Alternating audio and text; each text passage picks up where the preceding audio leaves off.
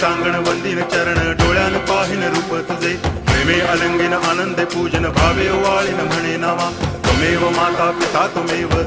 बंधुश्च सखा त्वमेव विद्या करुणं त्वमेव सर्वं मम देव कायेन वाचा मनसेन्द्रियैर्वा बुद्ध्यात्मना वा प्रकृति स्वभावात् करोमि यद्यत् सकलं परस्मै नारायणायति समर्पयामि अच्युतं केशवं रामनारायणं कृष्णदामोदरं वासुदेवं हरि गिरिधरं माधवं गोपिकावल्लभं जानकीनायकं रामचन्द्रं भजे हरे राम राम